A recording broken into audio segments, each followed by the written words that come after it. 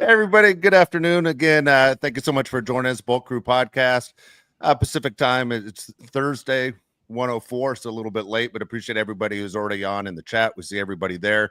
Again, thanks for following the show. Subscribe and especially like the show. Big show today, actually, Josh. You want to talk about what's going on again? Josh Pele, Mario Heron, glad to have Mario back. A lot of people, we said Mario's not with us today, and people still hit us. Where's Mario? What do you want me to do? Dude, I got death threats too. So, AKA, kidding. Flying a milk carton. Yeah, it was awful. Yeah, I was saying with Bosa. So I'll get started. Yeah, like Dave said, big show today. We're doing the giveaway. That's going to be on today's show. But first, we have a guest. This is a guy, if you're an Alabama fan, you definitely remember him. His name's Slade Bolden, receiver for Alabama, national champion, was awesome in the game against Ohio State. Slade, how are we doing today?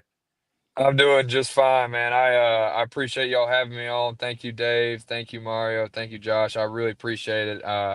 As y'all can tell, I'm in a car. I'm working, and I much prefer doing this. I like talking about sports. So thank you for giving me a little break and allow me to talk some shop and chop it up with you boys. So I'm excited. Thanks for having me. Of course, man. So the first thing I want to ask is you had a very unique situation. You came to a historic program in Alabama. Obviously, Dave and I are huge Alabama fans. You played for the greatest coach of all time, but you were also part of, my opinion, the greatest receiver room of all time. What was it like being in the same receiver room with Jerry Jeudy, Henry Ruggs, Devontae Smith, and Jalen Waddle? Man, it was, and obviously there's a couple guys I'd like to, add to that list with Jameson Williams and John Mechie. And dude, even the guys that didn't really get to play that much were all really good. And, just the room was so talented. And man, I've said this before, you know, looking back and, you kind of, there's been times in my life where I've thought, or even when I was in college, obviously the transfer portal and the NIL was not, I had 1 year of it, but it's nowhere near what it is now. Would that have probably changed some things? I don't know. But I came in as an athlete. That was like my quote unquote position coming out of high school. I played mainly quarterback. And so I didn't really know how to play receiver, or at least to the ability that I ended up becoming, because I was just athletic enough to go play. Because I played with some receiver and I played some running back. And I played some corner if there was a guy that needed to get coverage, or covered. Who was, we always had one good corner, but hey, we need you out there to cover their second best receiver. But I was just athletic enough to get by in high school and fast enough to make things work. And man, when I got to Bama, I could barely get off the press. I was seeing things. I've said this on a recent podcast with Bring the Juice. It's just, man, I didn't know how to truly play receiver, and I was around some guys that were just doing things I had never seen when it comes to releases and technique with route running and top of the route, ways of getting open and even just like ways of catching the ball that it was. Smitty, I always use him as an example, is just one of the best guys I've seen just go in and get attacking the ball, and we called him go gadget. Like he just had arms that just could go and get anything. So I'll kind of take it back a little bit. The reason I came to Bama, because I knew those guys were in the room. Like I knew that they were freshmen when I was a senior, and I knew I was going to get behind competition. But the way I looked at it was, I love Coach Saban, obviously all the respect with that, and they do a hell of a job recruiting. But I was like, if I want to be the best player and the best man I can be, I got to go to the place that's not only you are going to compete with the best, you're going to play against the best every day. And then on Saturday, you're going to play against the best competition, but you're also getting coached by the best. So that was the best place to go. And I just thought that was where I needed to be. And I fell in love with the university and the campus and the people there, obviously. But man, it was so crazy being in that room. And I would, it was tough, right? It was tough to kind of, get on the field. I had to kind of make my way on special teams first and doing some Wildcat stuff my sophomore year. I redshirted my freshman year.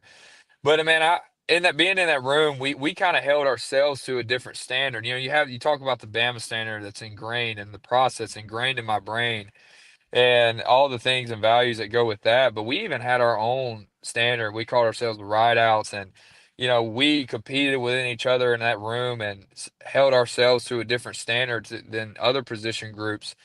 And I think that competitive nature and me being able to like take different things from each receiver and kind of implement it to my own game that worked best for me because I wasn't as explosive as Waddle. I couldn't cut and move like Judy. I probably couldn't release like Smitty. I wasn't as fast as Ruggs.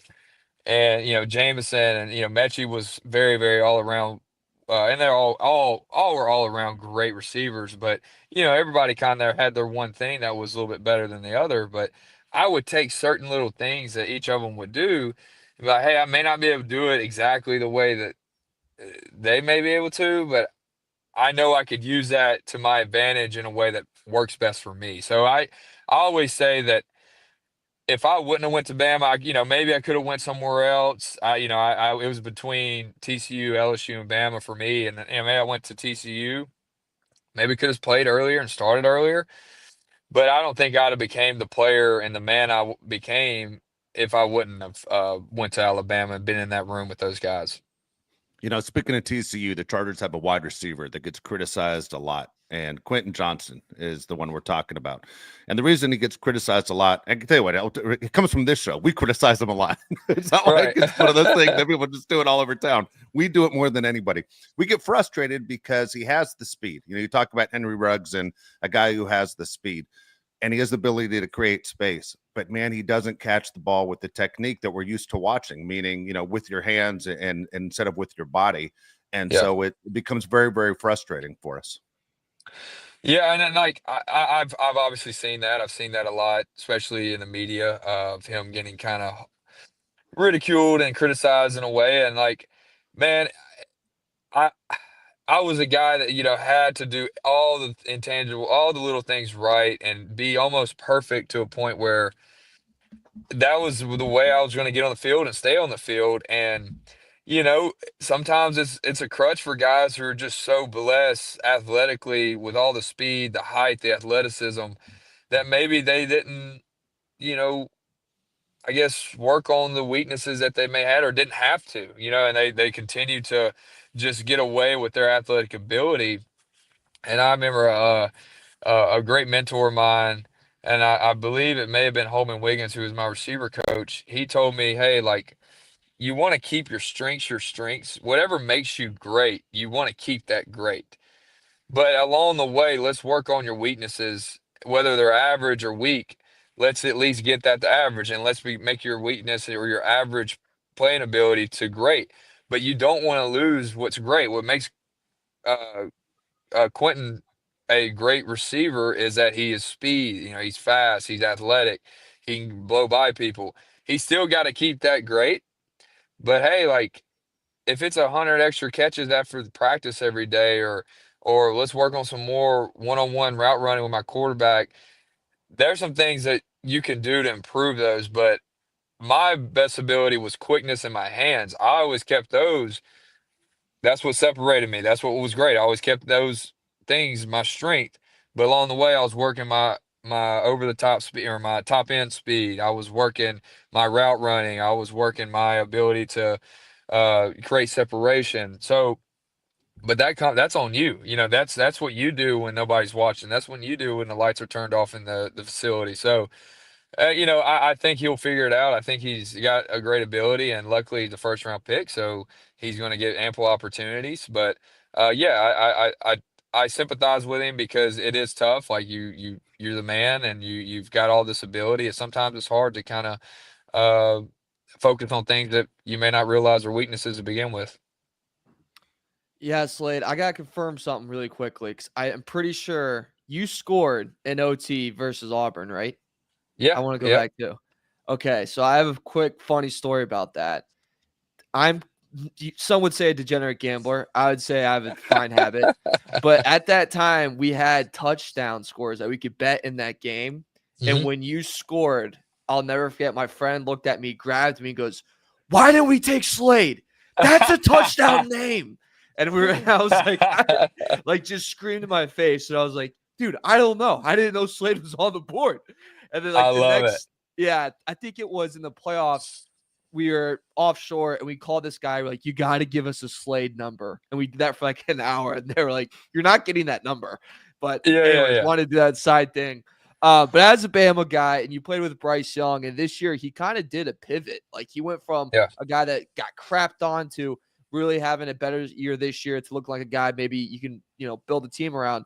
What was kind of the adjustment you saw from him, and what kind of made him so special at Bama?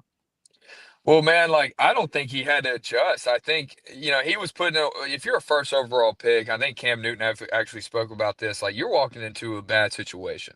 There's a reason why they have the first pick. He didn't have the guys around him. Maybe didn't have the coaching staff around him to call the right plays and concepts and the right system that works best for him. I don't know why people ever thought that he was a quote unquote bust or, wasn't ever going to make it. Man, he was so special, so talented. I mean, mentally one of the smartest guys when it comes to breaking down film and understanding defenses. I never hesitated on him becoming who he is now. Like I always thought he was going to be a great player and a great NFL quarterback. The only thing I was ever worried about was the height, just because guys are a little taller.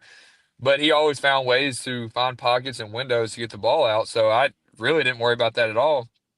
So I never understood why people questioned his ability. I think he's such a great player, and like, man, it was I was so blessed to be around so many great quarterbacks and receivers and players while I was at Bama, and just seeing those guys like basically move from being such a great college player to showing what they can do in the league. It's very special. So I was so happy for him that he was actually saw him in the Super Bowl, dadded him up. He was sitting there, had like 100 people in line getting autographs. So I wasn't able to sit down and talk with him long, but it was just good to see him, and you could tell that he was happy. And I'm just happy for him. He's a great guy and a great leader, and obviously an unbelievable quarterback. So Slade, you mentioned trying to crack the lineup, right, with all those great receivers. Dude, going against Patrick Surtain, a guy that just won Defensive Player of the Year, you got Minkah Fitzpatrick on the back end. The fact that you're able to do anything on those teams is extremely impressive. Do you have any funny stories or any welcome to Bama moments, maybe with the players on the team or Coach Saban?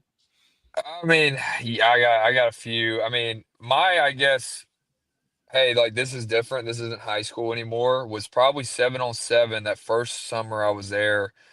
Because my first semester, I early enrolled. I got moved to safety, and that was obviously just like, what the hell? Like that was tough. That was just a whole different ball game. But my first, welcome to SEC football was when I was a freshman. My summer, we were playing 7-on-7, and actually it was Josh Jobe, and I'm sure Pat had some, but I can't remember when me and Pat were on the same field because he was, number one corner coming in that class, so he may have moved up a little faster than us, but. I was sitting there. I had some battles against Josh Jobe, and man, there were times where like I said earlier, I couldn't get off the press. Like I was like going to the ground. Like I was like, God, like so frustrated, and because of that, and the way Coach Saban coached, I had to learn quickly, and I had to adapt fast, and just be like, I got to figure this out, and that's what allowed me to kind of become a pretty good receiver quickly. And I think that was my first like welcome to Bama moment was yeah, that those freshmen 7-on-7, where we're just out by ourselves down there. It was tough, man. I struggled for sure. I stopped struggling probably around the end of my sophomore year. But I'll tell you this, one of the hardest guys I ever went against was Brian Branch. Brian Branch is unbelievable. Now, I've had a few battles with Pat, and I've gotten him maybe once or twice. He's just so technically sound and so hard to get away from. But he's on the outside. I mainly was inside, so I went against Brian Branch every day my last year at Bama.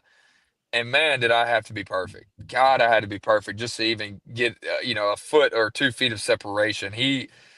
I wouldn't be surprised if he is a defensive player of the year one year. Like he is that good. And, but yeah, I mean, going against those guys, competing with those guys, that's what made us great. That's what made me better. That's what made our team better and our offense better. So it was good, but it was tough, man. It was really tough. Yeah, he's so good. People like don't even acknowledge that he has 2 mouth guards in during the game. I don't know why it's my thing. I notice it every time. I'm like, dude, what the hell's going on? Yeah, But then he hits who someone. I'm knows? like, you know what? I'm gonna shut up. That guy would ruin my life. Right. Real.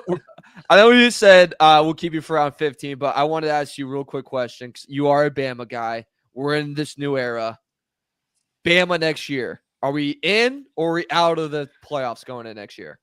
We're definitely in. You know, Let's I go. I like DeBoer. I like DeBoer's system. I look, it's completely 360 what Coach Saban did. And like, you know, everybody can go on, like, we need to put the suits back on, we need to do all this, we need to do all that. Look, it doesn't matter. If you do one way, whether it's the way Saban did it, the way DeBoer does it, Mike Leach did it differently, those guys, if you do it and you do it well and everybody's bought in and you have the right guys in the right room and the right coaching staff, you can have success. And obviously, like, man, it's the first year, like first coaching staff change. I love Milroe to death. I don't know if Milroe was really DeBoer's system quarterback, the guy he Yep. would have for his type of offense.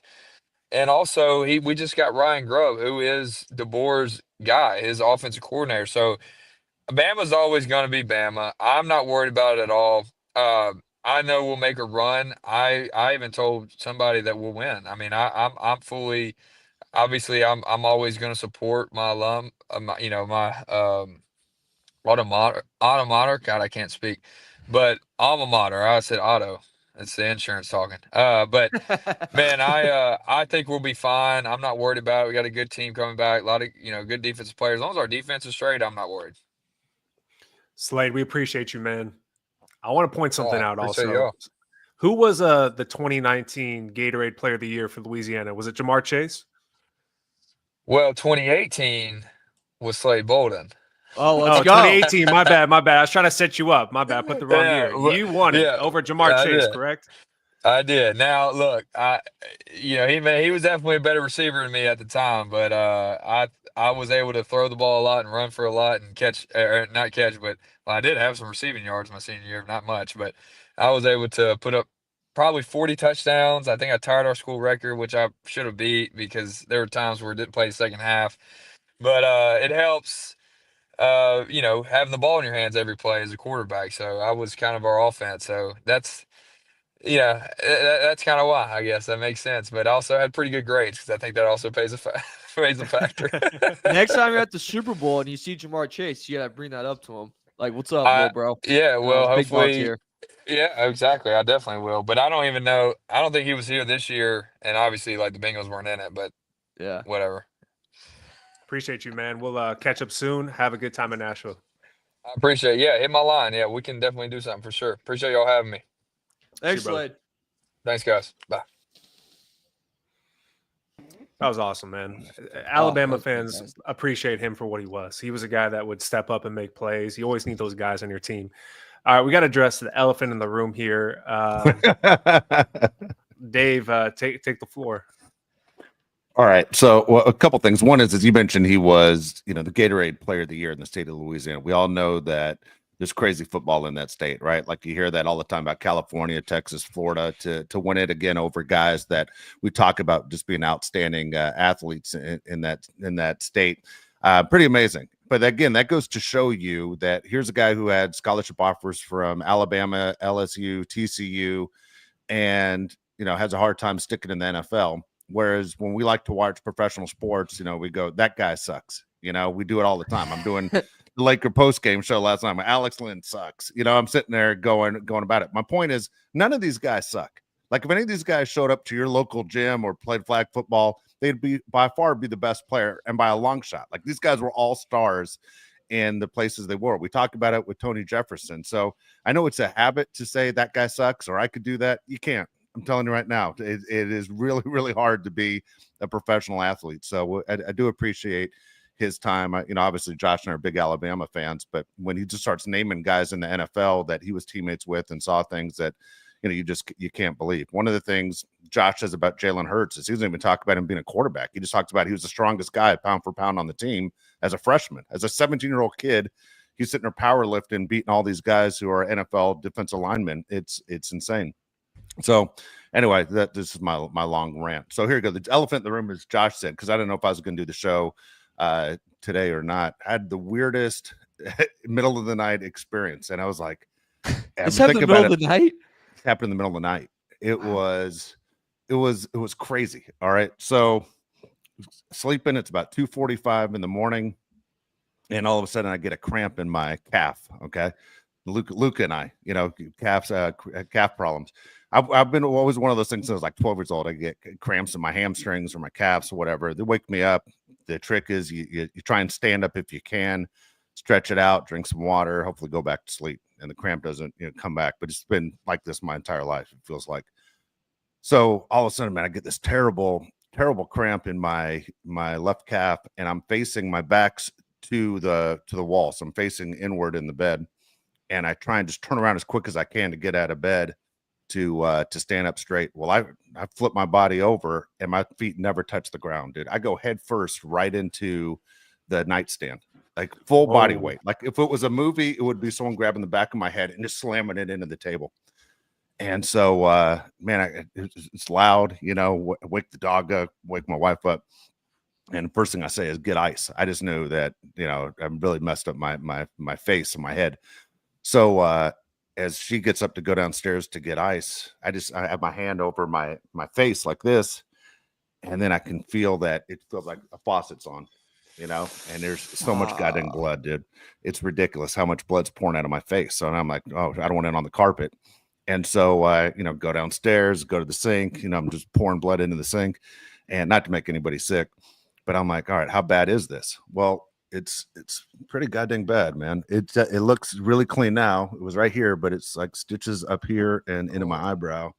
But man, did it hurt? Like I was in my head, painful. I'm like, dude, it was crazy. Like I was thinking in my head, Josh, I go, I played football, I played baseball. I've been in fights, you've had head contact. That was by far the worst hit I've ever taken. Like I got hit so freaking hard that I was thinking in my mind, like if I lived by myself, I don't know what I would have done.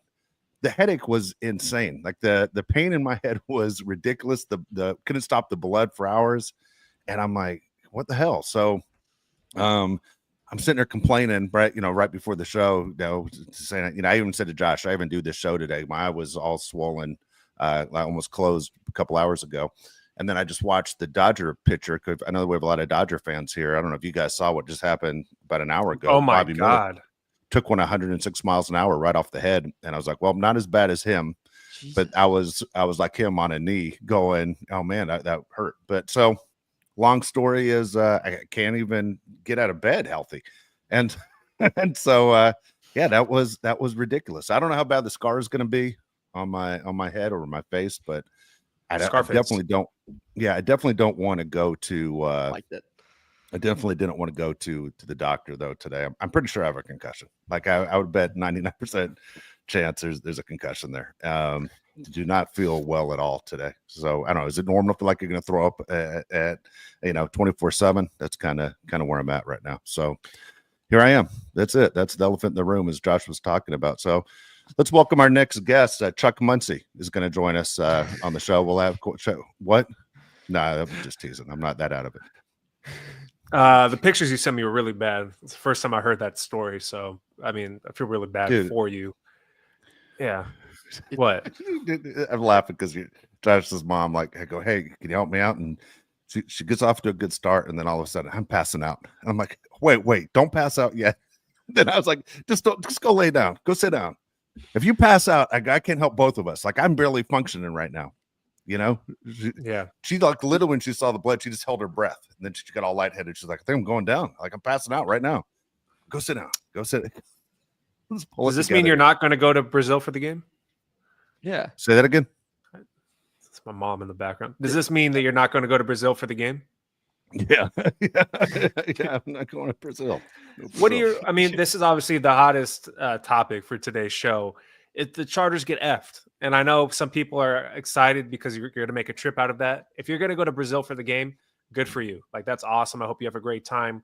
But as a fan, I'm not excited about it. First off, I'm not going to go to the game.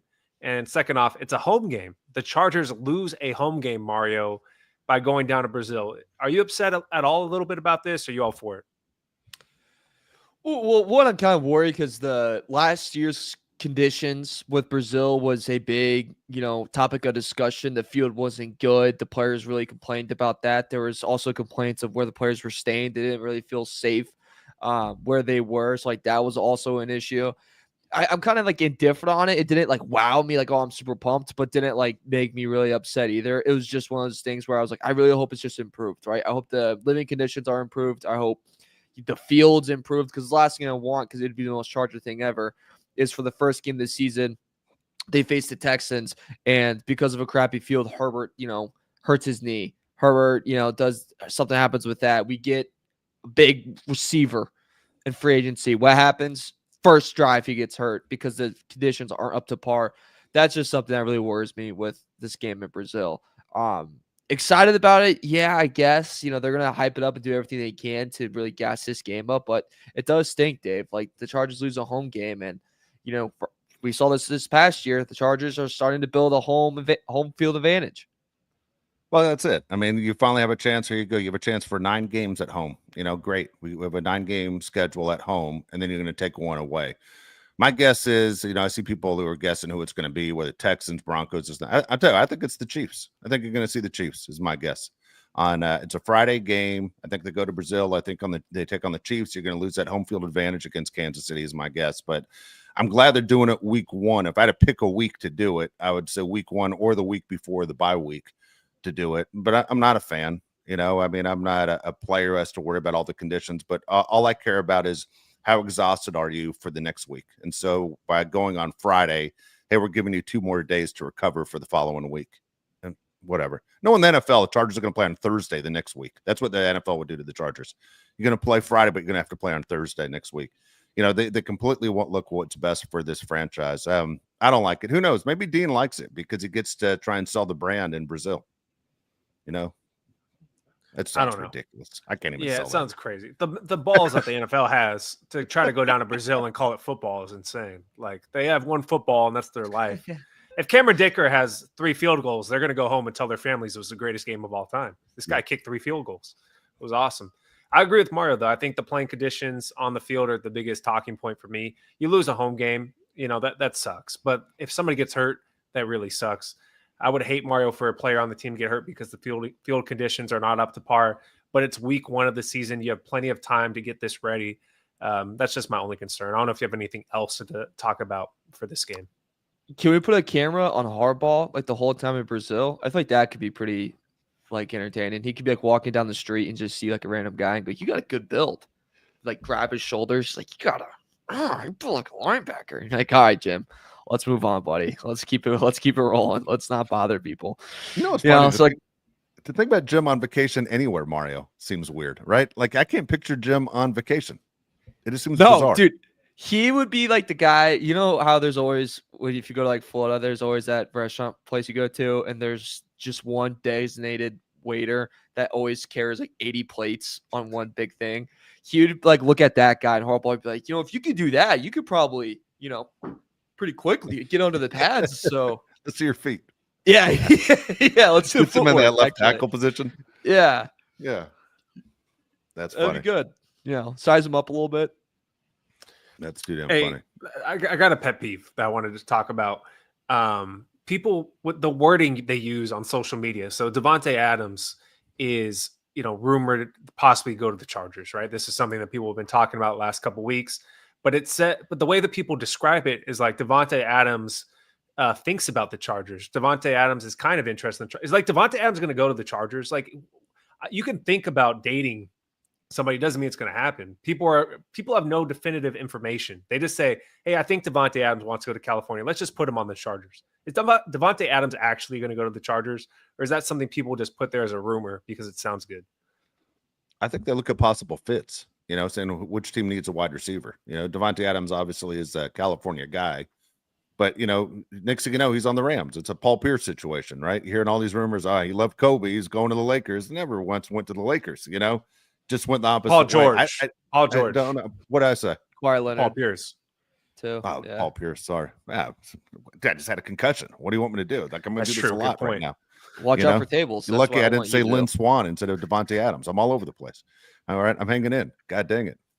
But here's the deal. Do I think he's coming to the Chargers? I don't know. But I tell you what, the more I watch this whole T. Higgins thing about being franchise tagged, which no one is ever happy to be franchise tagged twice. It's one of the things the players want to stop in the collective bargaining agreement. He's going to go into camp pissed. He's going to be really upset going, this is insane. I've been in the league this long and I can't become a free agent. That's what's going to happen with T. Higgins. And if you're Cincinnati, it's not exactly the position you want to start the season. Just pay the guy what you think he's actually worth. Don't sit there and franchise tag guys. It really creates a problem from day one when you're trying to create a culture. Whatever. That's Cincinnati's deal. I don't know if we would have got T. Higgins if he was a free agent anyway. This bothers me. He's basically off the table. To what you're saying, I would take Devante Adams on this team. I would. I don't think he has to go anywhere Aaron Rodgers goes. And that's a whole nother talk from Pittsburgh to the Raiders to the Rams that you're hearing Aaron Rodgers right now is a valuable commodity. Let me ask you both a question. Sorry, Mario, for cutting in. Take away your Chargers bias. If you were Devante Adams, what would be the best fit in California? Go ahead, Mario. So I think the thing that would worry me if I was Adams is, and by the way, the whole thing on top of this is we're kind of in a little bit of a dead period. And for media, we're in NBA All-Star break. Holy hell, nothing's going on. NHL All-Star break. They have 4 nations, but you can only talk about that so much. College basketball doesn't matter until, 2 more weeks. So NFL, you got to squeeze everything you can out of it. That's why a lot of this stuff's making news. But if I'm Adams, I go, Rams are having this crazy conversation of what they're going to do with Stafford. I love McVay, but that's making me feel uncertain. So if I really want to be in California, the Niners right now are trying to get younger. They're not trying to get older. So I don't think that's going to be a viable option. I think the team that would be best for me would be the LA Chargers. That would be the logical route. Just because the other situations going right now, Dave, in California are all not really perfectly suited for him, I'd say.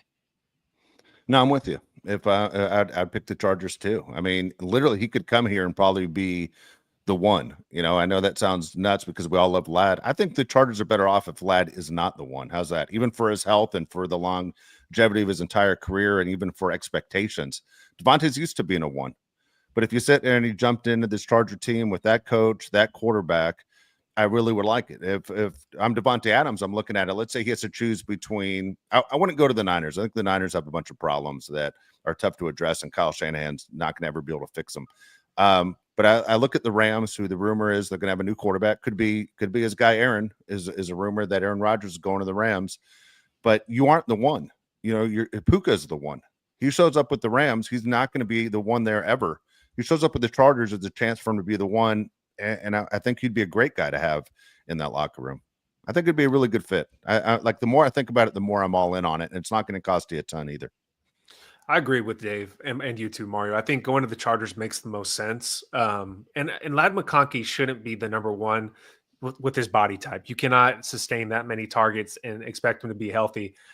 I think the best way to go about it would be something like the Patriots did. Julian Edelman was always a very productive receiver. Julian Edelman never made the Pro Bowl. Most people would think he probably made the Pro Bowl because he was so good in the playoffs.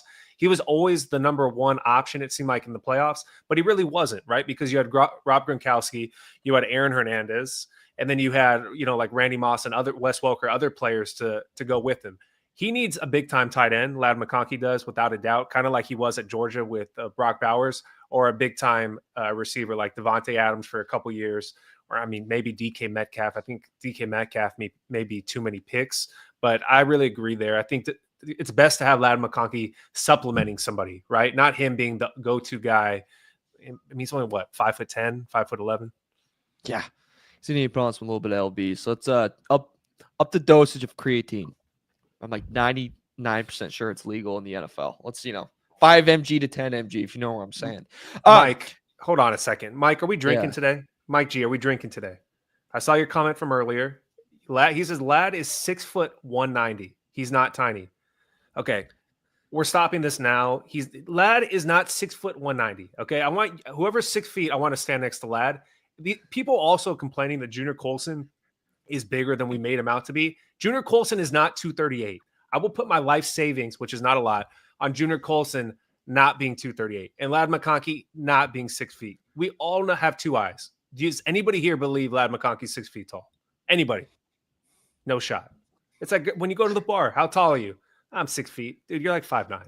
Like I know. Yeah. You always got to round up. I say I'm 6'2" at the bar. You got to. Yeah, dude, you are like 6'2". Like, I don't think you know how tall you are. You're one of those guys I think looks at height through their eyes and not realizing that you actually have a head above your eyes. You have no idea. When we saw Mario in person, we were all shocked how tall you were. Buddy, I've been in therapy and I have body dysmorphia. That's what it is. You know, it's funny, Mario. So I just real quick, staying on the same topic, we're jumping off topic. Is I coach high school baseball. I have to enter all the heights and weights of my players on max preps. Dude, all my guys are so much taller on max preps, dude. Oh, yeah, you have to. Look at our roster to go, oh, man, this is going to be crazy. Like, these guys are tiny.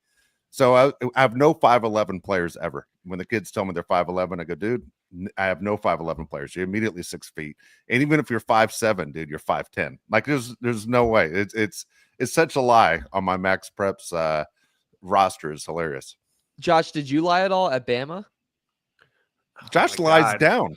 Josh is taller than. I'm gonna tell a story. Yeah. No, I'm gonna tell a story about my dad screwing me with these guys on the team. That sounded really bad, but it sounded terrible. Yeah, maybe I'm drunk. Maybe I'm the one that's drunk. Yeah, you had a concussion. So my dad would, because I'm legit like 6'5", right? I'm like 6'5", 6'4" ish. And my dad would always tell everybody I was 6'6". So I remember like they asked me at Alabama, like, how tall are you? And I said 6'6". And there was like some type of roster, right? It had everybody's heights and weights. And OJ Howard, who's a legit 6'6", who's taller than me, is like, man, you're not 6'6" in front of everybody. And I was like, this is why I don't do this. This is definitely why I don't do this. Let's go back to back, OJ. Come on. No, but I'm legit like 6'5", which I'm cool with that. If anything taller than like 6'6", people look at you when you walk in the room like, this guy's really tall. You know, dude, you're at the perfect height because you walk in and everyone's like, God, like that guy, like everyone in the room's already thinking like, yeah, he might be tall and like he looks pretty strong, but dude, if I shoot on him, like, you know, there's a lot to grab. You know? What's that movie? The internship, with God dang it, Vince Vaughn, Will Ferrell. Yeah, Vince Vaughn, Will Ferrell, and Owen Wilson. Where do you ever see this movie, Mario? He's like, "What's up, Mark? Yeah. Mark fan syndrome." He's like, "Dude, we're literally the same height." You know, and Will Ferrell's all goofing up. No, you're freakish. You're that guy who walks to the airport and goes, "What's up with that guy?" And I was like, "Dude, we're literally the same height." Just give him a hard time for being freakishly tall. Anyway, there you go. By the way, Angie made me laugh out loud when I wasn't supposed to laugh when I just read the comment that said Dave's broken. I'm completely broken completely in a fog. Like Tor Aikman when they asked him after his 80th concussion, do you know where the Super Bowl is this year? He goes, Stillwater, Oklahoma. They're like, all right, get him off the field. So I didn't. It's so crazy you bring that up. I didn't know how many concussions he had until I couldn't sleep like 2 nights ago. And I have no idea why. But like I was just Googling about the 90s Cowboys and like I didn't realize Aikman, every time he stepped on the field, he like almost got one or like pretty much They're easy to come back. Once you get one, it's easy to come back. Yeah. Dude, I got one like right before and I did jiu-jitsu and I got slammed. And dude, it came all right back. I was driving my car, like, dude, I am woo. I stopped at a McDonald's for like an hour, just sat there. You're like, I want a McRib, but they're like, it's 5 a.m. What are you doing? I think I literally asked for like, can I get a breakfast bagel? And they're like, dude, it's 7 p.m. You want a Big Mac? I was like, I don't know. All right, we got a comment here from Ryan Culver, $3. He says, Josh, $3 to put Dave in a solo circle for 30 seconds. Dude, 30 seconds is way too long. By the way, I hated the solo circle thing. I hated the fact that you used it as a clip. I couldn't respond on the last I didn't use it as a thumbnail. YouTube did that. I swear to God. I didn't. Is that right? As a YouTube thumbnail. Yeah, YouTube did that. Did you see it, Mario? There it is. Did you see it? He had me just on myself. So there's a TV show called The Love Boat. Both you guys are too young, but a bunch of our audience knew what it was. There you go. I'll move more center. And they'd always do the circles like this on who the guest stars were of the weekend, or I say the weekend because the show aired on Saturday nights. But overall, it was always just like that in the circle, and they're smiling. It's ridiculous. You have the ocean outside of the circle. Like, look who's getting on the boat today. It was just dumb and corny as hell. And so when Josh put me in the circle, I was like, get me the hell out of here. But a lot of people in the chat or the comment section understood exactly what was going on. So I don't know, man. It's funny is I couldn't get to the comments on the last show. Usually I can respond to everybody on the shows. For some reason, every time I logged back in, it wouldn't let me get to the comments. So I didn't sit there and ignore all you guys. I usually try and respond to everything else. Yeah, Dave does a great job responding. Is there anything else you want to get to before we do the giveaway? Want me to give you my rant? Oh, yes, please. My complaint. All right. We got to hit Trey Smith is not getting franchise tagged by the Chiefs. That's pretty big, fellas. Okay. I'm taking Trey Smith in a second. That would be a huge fix. George Pickens trying to get Aaron Rodgers to Pittsburgh today. Did you see that? That's his dream quarterback. You think Aaron Rodgers wants to hang out with George Pickens? No, I don't think Mike Tomlin wants to hang out with George Pickens. I don't think anybody wants to hang out with George Pickens. No. I'll say this: if he goes there and Pickens and Rodgers become best friends, then like we gotta look at Tomlin and go, "You're the best. You're the GOAT, dude. You just took two mental midgets and made them work together." Can you picture? I mean, it sounds weird because Rodgers played in Green Bay for so long, but do you picture Aaron Rodgers in Pittsburgh? Like, I just think I can't picture him dealing with the Pittsburgh fans dealing with crazy. You know what I mean? Like we're still in New York. We're blue collar. He's crazy. Like he says crazy stuff all the time.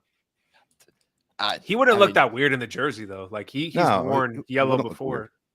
Yeah, it wouldn't look weird in the jersey. My point is, dude, you aren't missing practice if you remember the Pittsburgh Steelers to go get high. You know what I'm saying?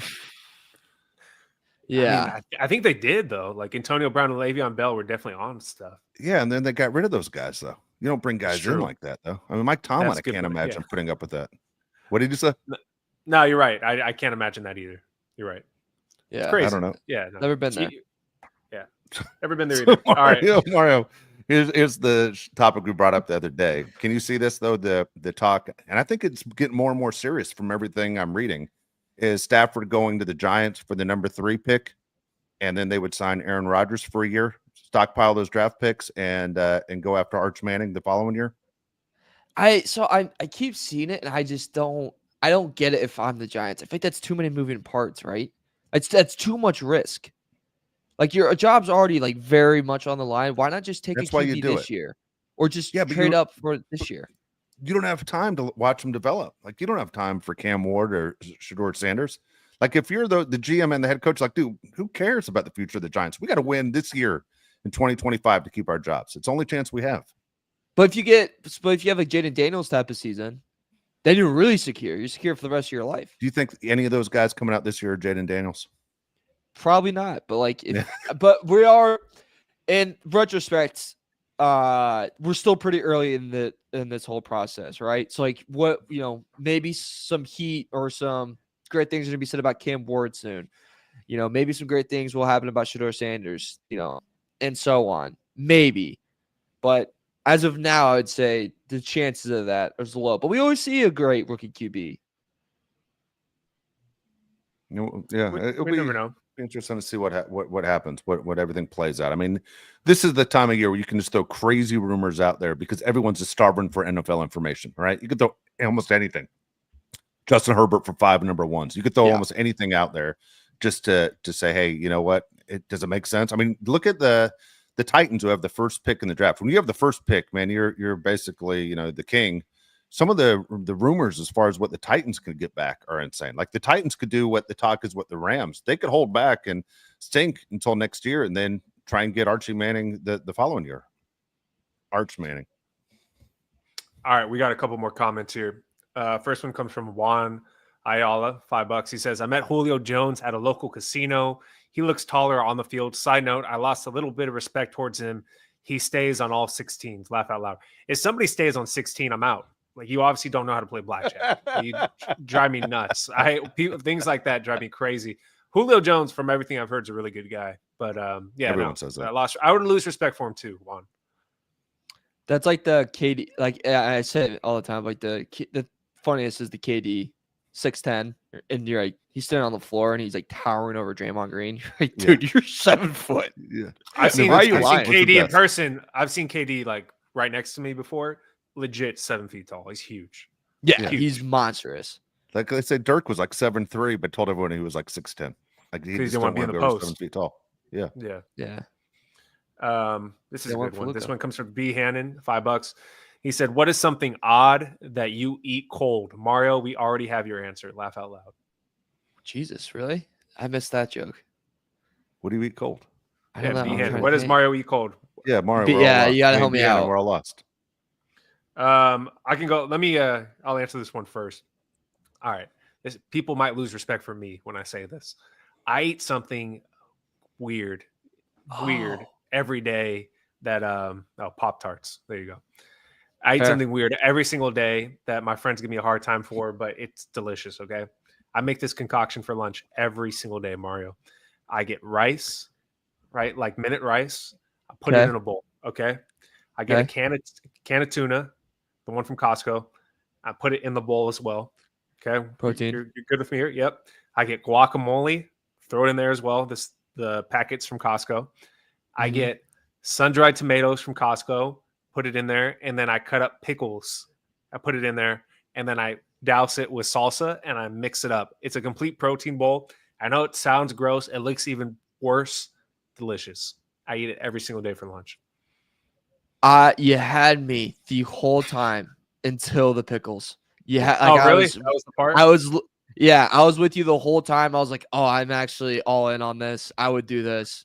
And then you said pickles, and that's where I jumped off the ship. People really don't like it. And everybody hates it. Everybody hates it. That's fantastic protein, though. Like that's extremely healthy for you. Dude, I'm really Covered healthy. a lot of bases. Yeah. So All right, fun. Dan. Well, hold on. I tell you a funny story. Something you called this. All right, I'll tell the story because I know no one that will hear this basically is involved in this story. So, a buddy of mine's telling me he has to watch his mother-in-law because his wife's out of town for 10 days. He has to watch his mother-in-law, who's older. She's almost 80 years old, and she unfortunately shaking my head. Should I tell the story, Josh? Go ahead. Okay, so sorry, I'm not laughing. She has dementia. And he gets up in the middle of the night at 1:30 in the morning to go get a glass of water. And she's standing there in front of the refrigerator eating bratwurst, not even cooked, just eating the bratwurst. But she's not eating like you normally eat like a hot dog. She's eating it like corn on the cob, eating it that way, cold bratwurst, just cold. It's like corn on the cob. And I just he's telling the story, but he's not laughing. I'd start laughing, like that's hilarious. He's looking at me like I'm crazy. He's getting upset with me. And then I just said, dude, all I know is she must have always been terrible in the sack. And he got super mad. So I was like, all right, sorry. And I walked away. Too much. That's such a Too yeah. I mean, that's something you write down. You send a text. I don't know if I would have ripped that one out loud, but you do you. All right. I think it's time, man. I think it's time. Well, hold on. Did I tell my what I'm upset about today? Oh yeah, go ahead. All right, We gotta hurry this up because I got really right at 5. I gotta get going. You got Pop-Tarts not to put in the toaster? Okay. Ha. No, I have to fall off a table and get a concussion. Yeah. Dude, you laugh. In 15 minutes, I'm going to log back in going, are you guys going in the show or not? I'm going to completely forget we did. So, dude, yesterday I had to go into the nurse's clinic real quick because I had to get a TB test just to be able to coach. So I'm in the goddamn lobby, and the guy opens the door, calls my name, and as I'm walking to the door, the guy does this. Like let's go. No. And I was like, dude, are you effing serious? Like, I go look around this room. Everyone in this room's 100. I'm by far walking faster than everybody here. And you're going to sit there and do that. You do that again, you're going to be the one that needs the x-rays after you give me the TB test. What's wrong with you? I couldn't believe it. I walked out. I was like, dude, know your audience. Are you insane? I usually walk faster than anyone you're going to see today. And you're going to sit there and do the let's go. Well, That's literally part of Sopranos. It is. Yeah, that's literally part of the Sopranos. Yeah. That dude, that would bother me. That's a good rant. I've seen Dave say crazy things to adults in person. Like, I will break your finger if you put it in my face. He doesn't care. Dude, you know what? Someone right. pointed this out Yeah. to me, Josh, the other day, by the way, because I do. I'll snap your finger if you put your finger in my face. My dad used to always do that. When it talked to, I walk in and start talking, he just put his finger up, like, shut that up. And I think maybe that's why I started snapping fingers. I think it's all resentment from being a kid of my dad telling me, hey, shut that up. I'm busy right now. I think that's where it comes from. Thank God you never did that to me, dude. I would be so upset. You never put your finger in my face. Done it to coaches on other teams. No, I'm trying to talk to you. Give me the 1 second. All right. Mario has stuff to do. We got a giveaway. First off, really appreciate everybody that participated in putting your name in on X and reposting our posts. This is going to be the first giveaway of the off season, but we're going to do more. I'm happy to do this because you guys have been really great to all three of us. So I have a giveaway raffle thing generator on my computer. Am I able to share my screen, Mario? Do I click present down here? Yeah, click present. Share screen. Okay. Can you guys see my screen? Now we can. No. Here we go. The wheel of names. All right. We got 61 entries. Dave, do you have anything to say before I do this? No, that's impressive. I'm impressed. Thanks, man. At least you're showing There it's you go. legit. Yeah, I'm not. Yeah, I want people to see that this is real. All right, here we go.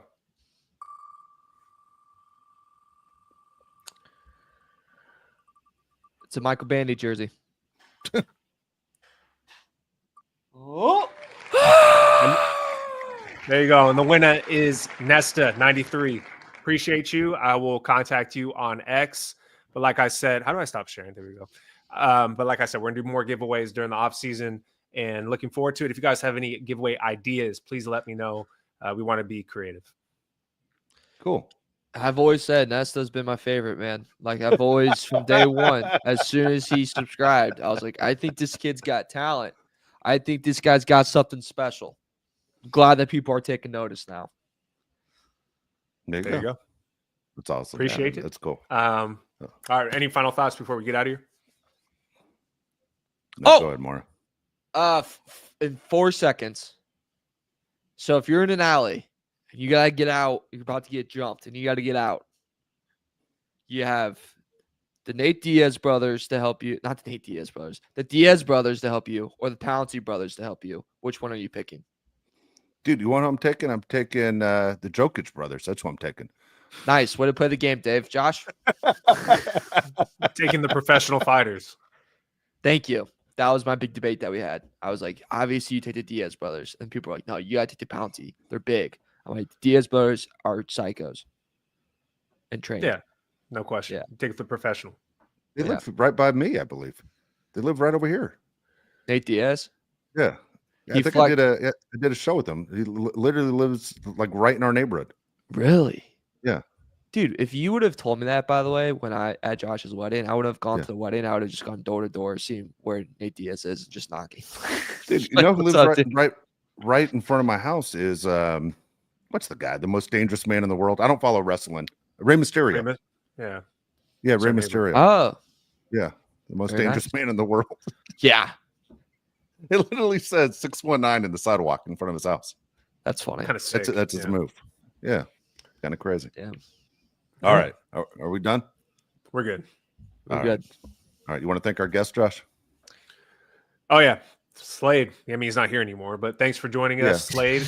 It was great to have him. Hopefully, we get more Bama guys. Maybe they didn't like me when I was at Bama. I have a hard time getting people to come on this show. Maybe they're busy. Maybe they're not. Yeah. Ever think about that? It's the off season. All right, what are you doing? Hanging out at Disneyland with your family? Come on, hang out with us. All right, True. We'll get more guests, and congratulations to Nesta. Love you, Nesta. There you go. Congratulations. Well, thanks again, everyone that participated. Please leave your comments again on YouTube. Hopefully, since Mario ran the controls today, I'll be able to respond to you guys. I don't know what Josh did to screw it up, but anyway, the effort was good. I just wasn't able to sit there and comment on the show. But appreciate everyone's time, and we will be back on Tuesday, 1 o'clock. And by the way, we have some pay attention. It's not going to be just Tuesday and Thursday. Baseball season starting. I got to move some stuff around. We might have to do some Monday, Wednesdays a couple times. All right. So just pay attention when we say the next show is going to be. Keep the notifications going. Like, subscribe to the show. Mario has stuff to do. He has to eat Pop-Tarts that aren't cooked. And we will be back on Tuesday at 1 o'clock. Thanks, everybody.